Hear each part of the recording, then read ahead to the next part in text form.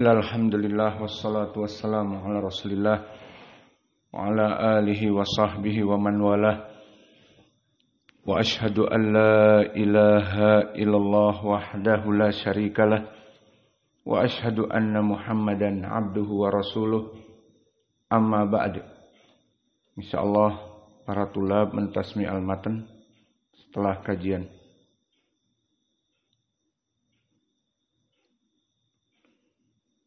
Al-babu tsani atau al-faslu tsani min kitab al-janaiz, yang mana pada kesempatan pagi ini ba'dal fajr kita masuk kepada pembahasan di Fakultas Ilmil Fiqh dari kitab Ad-Durar Al-Bahiyah fi Masailil Fiqhiyah karya Syaukani, dan kita masuk kepada al-faslu tsani, pasal yang kedua dari kitab Al-Janaiz, kitab melaksanakan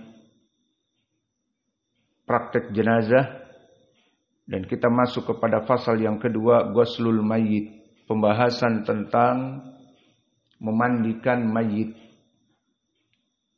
Wa yuhibbu ghuslul mayyiti al-muslima alal ahya, maka diwajibkan memandikan mayit seorang muslim bagi orang-orang yang hidup. Maka kewajiban orang yang hidup jika mendengar ada seorang muslim yang meninggal, wajib untuk dimandikan. Dan wajib di sini barakallahu fikum fardu kifayah, bukan fardu ain. Apa bedanya fardu ain dengan fardu kifayah? Fardu ain disebutkan oleh ulama ahlul usul fikih. Gambarannya fardu ain Allah yang duru ilal fa'il. Contohnya fardu ain talabul ilm, seperti datang nas dari hadis Anas dan hadis Abi Sa'id Al-Khudri. Talabul ilmi faridatun ala kulli muslim. Menuntut ilmu itu adalah wajib bagi seluruh kaum muslimin. Maka yang namanya muslim, Allah melihat kepada person-person mereka menuntut ilmu atau tidak. Dan begitupun salat fardu 5 waktu, di mana Allah berfirman wa aqimus shalah. Maka jika misalnya di dalam pondok ini misal ada 200 orang yang sudah baligh, maka Allah memandang kepada 200 orang tersebut. Allah yang duru ilal fa'il. Ada yang melaksanakan sholat dari 200 itu atau tidak? Yang ada mendapatkan pahala yang besar, pahala wajib. Yang tidak melaksanakannya dosa besar, meninggalkan wajib. Hadal murad bi fardi ain. Allah yang duru ila al-fa'il. Al-amru tsani, perkara yang kedua adalah fardu kifai atau kifayah. Apa definisinya? Allah la yang duru ilal fa'il walakin ilal fi'il. Undurul farq. Allah yang duru ilal fi'il. Kaif hada? Misal di ma'had ini misalnya ada 200 orang. Kemudian ada yang meninggal di antara mereka. Maka maksudnya Allah apakah memandang kepada 200 orang yang laki-laki baligh itu harus semuanya memandikan mayat? Maka mayat yang satu itu harus dimandikan oleh 200 orang, gantian ngantri, dimandikan lagi, udah dimandikan lagi. Karena saya belum, nanti saya dosa. Dimandikan lagi, terus. Maka di sini fardu kifayah. Allah melihat kepada fi'il, bukan kepada fa'il. Siapa yang memandikan tetapi Allah melihat kepada fi'il, sudah dimandikan atau belum. Sudah dilaksanakan perbuatan pemandian jenazah atau belum. Jadi di sini Allah memandang kepada perbuatan. Dan fardu kifayah juga seperti banyak dari perkara orang-orang yang mempelajari ilmu-ilmu yang bukan wajib fardu ain. Mempelajari, menuntut ilmu akidah dan juga tauhid terutama, maka ini fardu kifayah karena menyebabkan dia keluar dari kebodohan, kesyirikan dan kebid'ahan dari akidah. Namun pelajaran misalnya ilmu rijal, pelajaran lughah Arabiyah, pelajaran ilmu sarf, maka di sini pelajaran ilmu qiraah disebutkan oleh para ulama misalnya fardu kifayah. Maka jika ada seseorang yang mengajarkan ilmu qiraah yang jarang sekali orang memahaminya, maka di sini dia mendapatkan pahala yang besar sebagai pahlawan, di mana manusia yang lain tidak diwajibkan gara-gara orang ini yang mempelajari ilmu tersebut cukup. Maka Allah melihat kepada ilmu ini diajarkan atau tidak, bukan pelaku siapa yang mengajarkan. Maka di sini makna fardu kifayah. Jika ada diajarkan ilmu nahwi, maka semua terangkat dari dosa. Jika diajarkan ilmu qiraah, maka ada di dunia ini yang mempelajarinya maka diangkat dari dosa. Dan ada yang mempelajari ilmu-ilmu fardu kifayah yang lain, ilmu sarf, ilmu rijal, sehingga orang bisa mentahqiq hadis mana yang sahih dan yang dhaif. Maka Allah melihat kepada fi'il perbuatan ini, jika ada maka gugur dari perbuatan-perbuatan yang lain. Maka kembali kepada masalah memandikan jenazah, dia wajib namun fardu kifayah. Maka cukup jika ada seseorang, 2 orang, 3 orang memandikan, gugur dari 200 orang yang ada di desa tersebut. Karena tadi gambarannya jika wajib fardu ain, semua orang harus memandikan, maka kasihan mayatnya. Kapan mau selesai? 200 orang harus dimandikan oleh 200 orang. Seperti sholat, setiap orang Allah memandang kepada perbuatannya. Dari 200 orang itu sholat apa tidak? Tapi di sini fardu kifayah Allah memandang kepada amalan. Ada yang memandikan, ada. Berapa orang? 3. Dari 100, dari 200. Sudah. Yang 200, yang 100 sisanya tidak berdosa. Pendalilan tentang kewajiban ini datang dari hadis yang muttafaqun alaih dari Ibnu Abbas. Anna rajulan, bahwa seseorang waqsahu ba'iruhu wa nahnu ma'an nabi wa huwa muhrimun. Maka ada seseorang yang naik kepada unta, kemudian dia terjatuh dari untanya dalam keadaan muhrim, menggunakan pakaian putih ihram. Dia beribadah kepada Allah haji ataupun umrah. Maka di saat orang ini jatuh dan meninggal, sudah ajalnya, maka nikmat meninggal di saat husnul khotimah, dalam keadaan menggunakan pakaian ihram dan melaksanakan ibadah haji atau umrah, maka meninggal jatuh dari untanya. Faqala nabiyyu agsiluhu bima'in wasidrin. Maka cucilah dia dengan air yang ada sidr. Maka disunahkan airnya itu dicampur dengan sidr. Kemudian disebutkan wakafinuhu fi saubain walal tamasuhu tayyiban au tiban. Maka kafanilah dengan 2 kain dan jangan ada parfum pengharum padanya. Wala tuhmaru ra'sahu, dan jangan dibasuh kepalanya. Fa innallaha yab'atsuhu yaumal qiyamah mulabbiyan.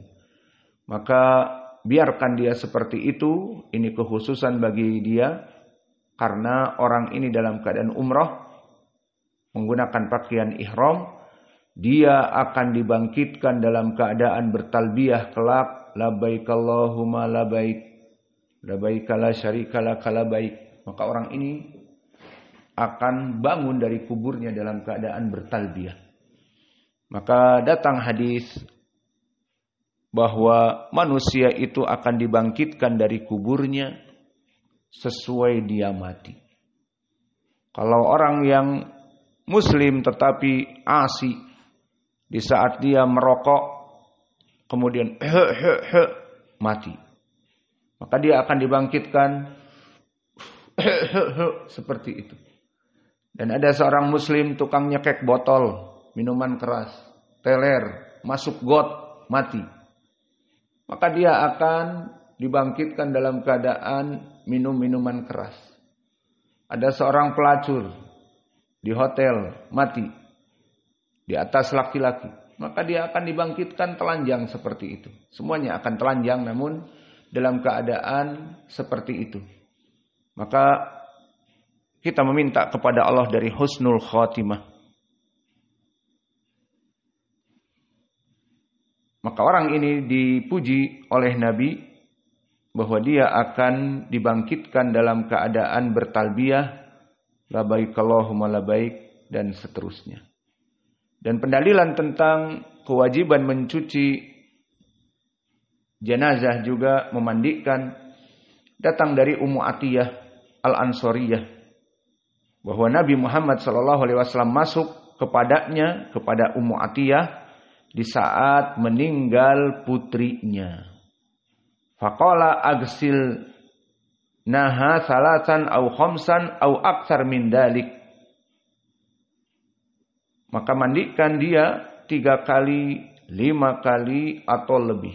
Lihat bagaimana mayat itu tidak dimandikan 1 kali, tetapi 3 kali, 5 kali.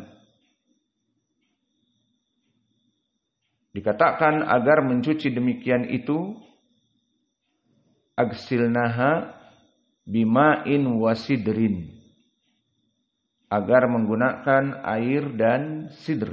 Ini sunnahnya. Waj'alna fil akhirati kafura au syai'an min kafur.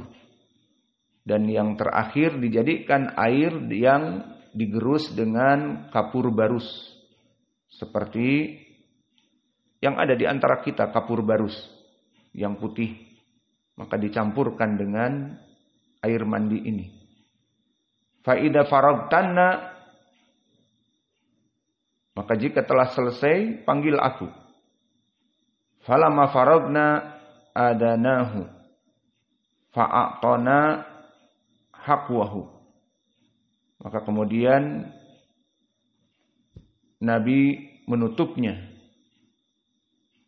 dari pinggangnya itu dengan izar, dengan sarung agar tertutup. Maka inilah dari pendalilan wa yajibu ghuslul mayyiti al-muslim alal ahya. Wajib bagi orang yang hidup untuk memandikan jenazah, namun tadi wajibnya apa? Fardu kifayah, bukan fardu ain. Wal qaribu aula bil qarib idza kana min jinsihi. Maka orang-orang yang terdekat lebih mulia. Maka permasalahan seperti ini, wallahu a'lam, tidak ada dalilnya, namun prakteknya bahwa Nabi di saat meninggal putrinya, maka dia masuk kepada perempuan Ummu Atiyah agar memerintahkan dimandikan 3 kali atau 5 kali, dan kemudian didekatkan jika telah selesai, maka Nabi menutup putrinya dari bawah dengan izar, dari pinggangnya itu dengan izar. Maka dari sini beristimbat bahwa yang memandikan adalah lebih baik dari kerabat. Maka tidak ada pendalilan yang sharih, namun dari segi praktik bahwa Nabi Shallallahu Alaihi Wasallam dia yang ikut membantu untuk memandikan putrinya, dan dia dari kerabat. Dan begitu pun jika istri kita meninggal misalnya, daripada istri kita dilihat oleh laki-laki, maka kita lebih berhak suaminya, fahimtum, atau dicuci oleh perempuan kalau ada. Namun jika pemandi perempuan tidak ada, maka suaminya lebih berhak daripada Pak Jorong. Maka ini makna dari wal qaribu aula bil qarib idza kana min jinsihi. Maka kerabat suami kepada istrinya lebih berhak daripada yang lainnya.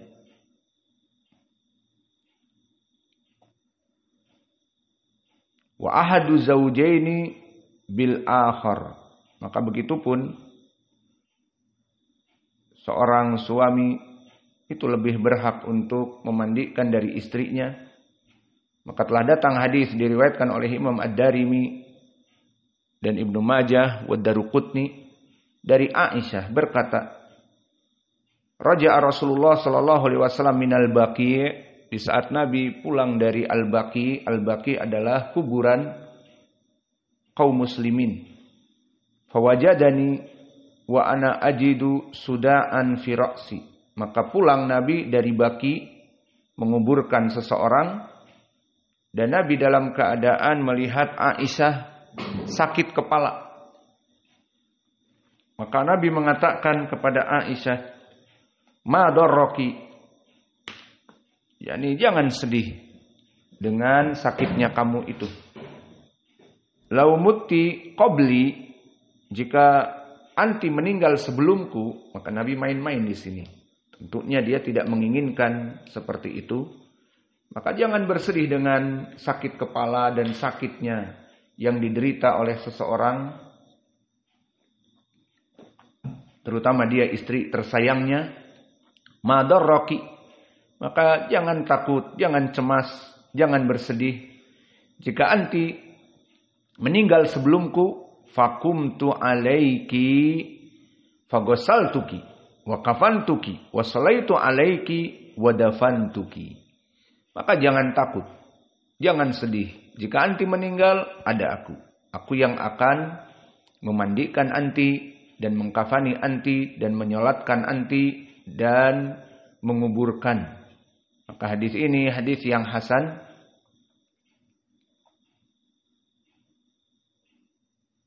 Dan begitu pun di riwayat yang lain dari Aisyah juga berkata, "Lau kuntu istaqbaltu min amri mastadbartu ma ghassala Nabi sallallahu alaihi wasallam ghaira nisaihi."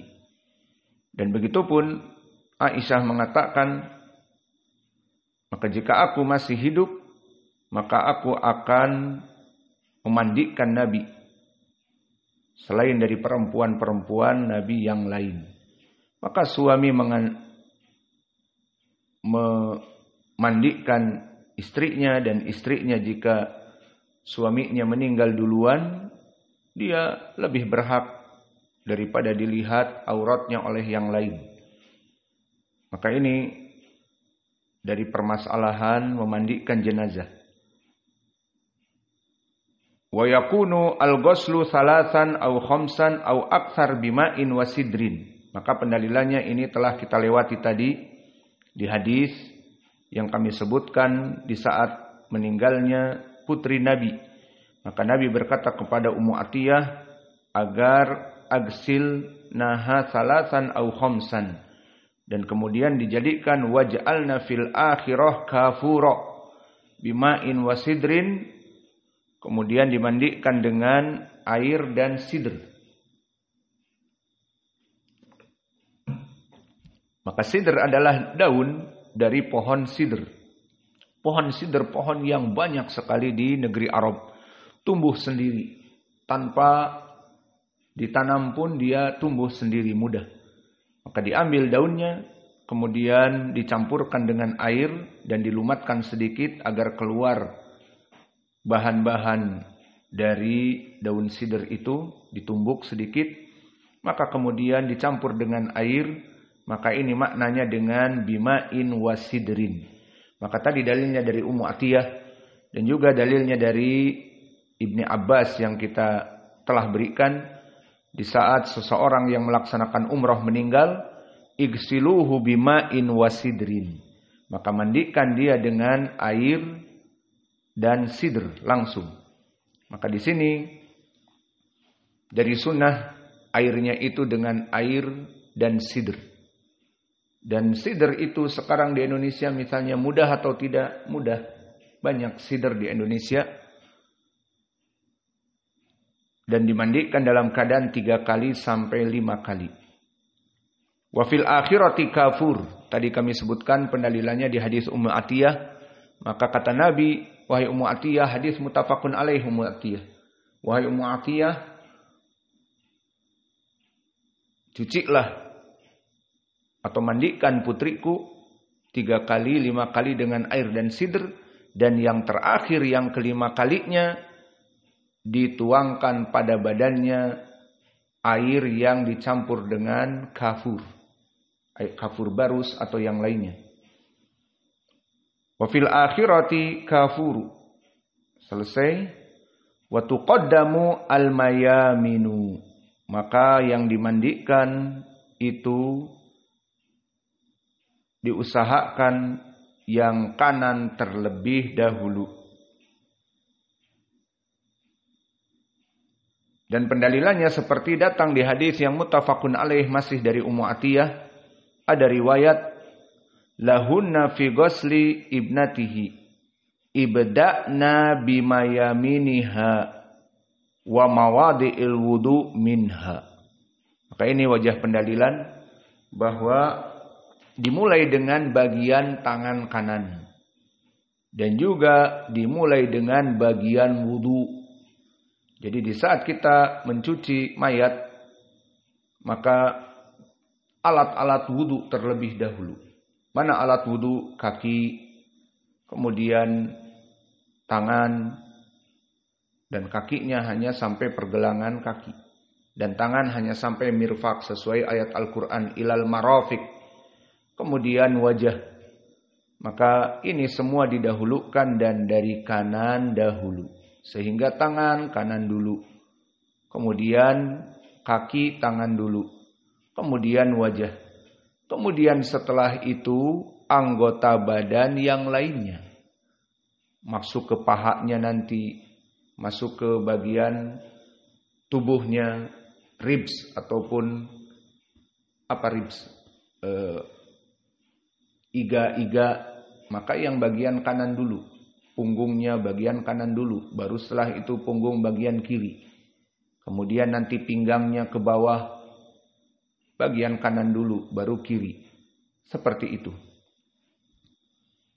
Maka dari sunnah, agar menggunakan bagian kanan dahulu dan didahulukan anggota wudu dari anggota-anggota badan yang lainnya.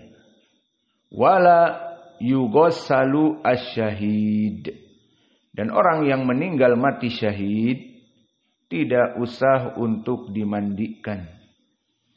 Jadi orang yang mati syahid berperang di jalan Allah, kemudian gugur. Terkena sniper misalnya, kepalanya pecah, dan seterusnya. Maka telah datang diriwayatkan oleh Imam Al-Bukhari dari Jabir ibni Abdullah.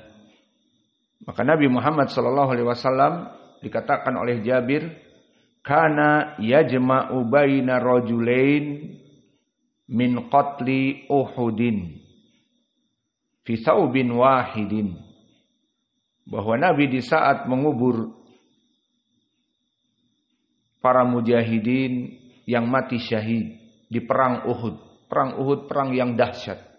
Nabi yang pertamanya perang dalam keadaan kemenangan, kemudian kalah. Maka pelajaran yang besar di sini. Sekitar 70 sahabat meninggal.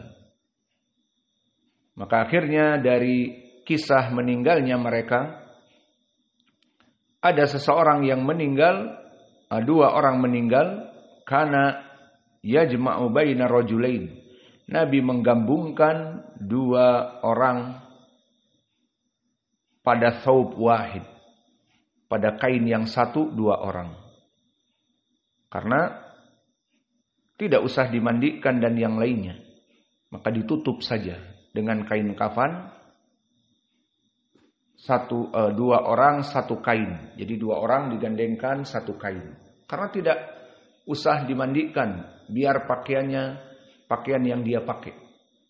maka kepalanya terkena atau tertusuk, ya sudah, itu saja, dibiarkan. Karena semuanya ini akan menjadikan saksi bahwa dia dalam keadaan mati syahid. Dan di sini disebutkan keutamaan memasukkan dari dua orang ini mana yang lebih dahulu. Maka dikatakan oleh Nabi di saat keduanya dibungkus dan dalam keadaan pakaian itu dan tidak dimandikan, kemudian ditanya, ayyuma aktsaru ahdan lil Qur'an. Maka orang ini dari keduanya mana yang lebih baik kepada Qur'annya. Bisa jadi qiraahnya lebih baik kepada Al-Qur'an, ataupun pengamalan kesehariannya kepada Al-Qur'an, ataupun bisa jadi hafalannya dari Al-Qur'an. Faida usyiralahu ila ahadihima. Maka para sahabat yang mengetahui mempersaksikan dia ya Rasulullah yang lebih banyak hafalannya dan qiraahnya lebih baik daripada yang lainnya, maka qadamahu fil lahad. Nabi memasukkannya terlebih dahulu kepada liang lahat. Padahal dua orang langsung, maka dua orang dipanggul langsung, maka dimasukkan terlebih dahulu orang yang lebih utama dengan Al-Quran. Wa qala ana syahidun ala haula. Jabir mengatakan, aku mempersaksikan tentang permasalahan ini. Wa amara bidafnihim bidimaihim. Maka Nabi memerintahkan agar mereka dikubur dengan darahnya yang membuncah. Jadi hanya ditutup dengan kain putih atau apa saja sudah. Seperti itu, tidak usah dibuka pakaiannya, dimandikan, tidak. Maka ini poin pendalilannya, wa amaru bidafnihim bidimaihim. Diperintahkan dikubur dengan darahnya. Walam yusolli alaihim walam yugosilhum. Tidak usah disolatkan dan tidak usah dimandikan. Jadi dengan pakaiannya tadi dan darah yang membuncah dari kepalanya yang ditembak ataupun dari jantungnya yang terkena tikaman maka berdarah, maka seperti itu.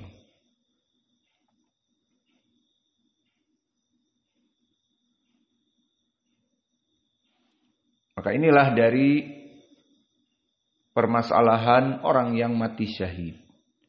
Kemudian antum tahu di dalam hadis-hadis bahwa ada hadis yang mutlak bagi orang-orang yang meninggal dalam keadaan tenggelam, al-gharq wal mat'un, orang yang terkena penyakit taun, dan orang yang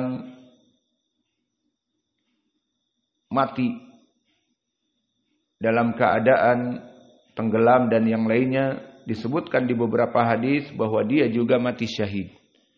Atau orang yang mati dalam keadaan sakit perut, maksudnya sakit penyakit dalam. Maka di sini dalam keadaan mati syahid dari segi lafaz-lafaz hadis.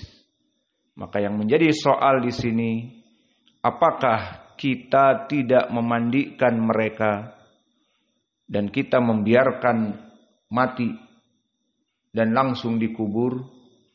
Maka wallahu a'lam, untuk asyuhada yang bukan dikarenakan mati berperang, seperti orang-orang yang terkena taun, orang-orang yang mati dari penyakit dalam, dan orang yang meninggal tenggelam, dan orang yang tertimpa oleh bangunan, maka mereka dimutlakkan di dalam hadis adalah orang-orang yang mati syahid. Namun, bagaimana apakah kita tidak memandikan mereka atau tidak menyolatkan mereka? Jawabnya, harus dimandikan dan disolatkan tanpa khilaf di kalangan para ulama. Maka dinukilkan oleh para ulama ijma' bahwa mereka harus dimandikan dan harus disolatkan. Dinukilkan oleh Imam An-Nawawi dan juga yang lainnya, bahwa ijma' kaum muslimin tentang permasalahan lafaz-lafaz di hadis yang mati syahid selain dari orang yang berperang di jalan Allah mati di medan pertempuran, maka dia orang yang mati tenggelam, diambil dari air, kemudian dikafani, disolatkan dan dikuburkan seperti biasa.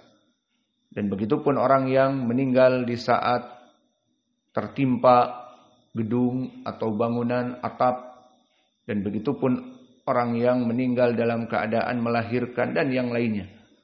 Maka di lafaz-lafaz mereka adalah para syuhada di hadis, maknanya pahalanya bagaikan orang-orang syuhada. Namun permasalahan tidak dimandikan dan dibiarkan dari darah pertempuran itu bagi mereka yang mati syahid di medan pertempuran. Adapun lafaz-lafaz mati syahid bagi mereka yang tenggelam dan yang lainnya, maka semuanya ahlu sunnah ataupun ulama ahlul fuqaha sepakat harus dimandikan seperti yang lainnya. Maka untuk contohnya di sini tadi, contohnya orang yang sedang melaksanakan umroh di hadis Ibni Abbas, maka dia dalam keadaan naik unta jatuh, sudah ajalnya, maka Nabi memerintahkan untuk dimandikan.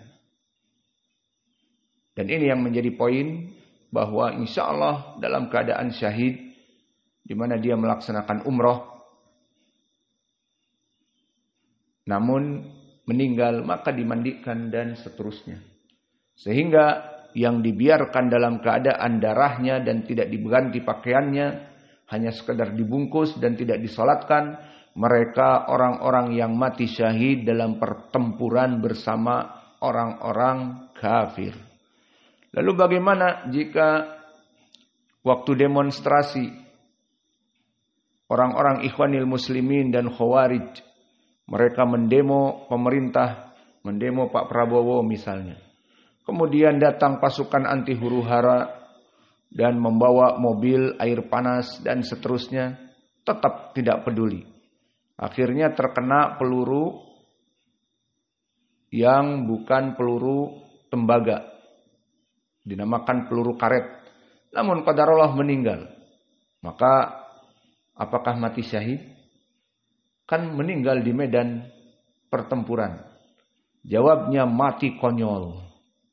Maka orang-orang khawarij seperti ini yang memberontak kepada pemerintah yang sah ataupun melaksanakan demonstrasi dan sebagainya, kemudian dihalangi oleh Brimob, dihalangi oleh pasukan keamanan untuk tidak merengsek ke misalnya gedung DPR, MPR dan seterusnya, maka kemudian terkena peluru karet dan qadarullah meninggal, atau dipukul oleh pasukan anti huru-hara dan meninggal, maka bukan mati syahid tapi mati konyol. Jadi bagaimana kalau mati konyol?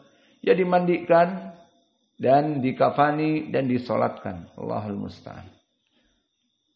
Wa naktafi ila huna, selesai matanya. Iya. Wa naktafi ila huna wa jazakumullahu khaira wa barakallahu fi ilmikum. Silahkan mentasmi dari matan.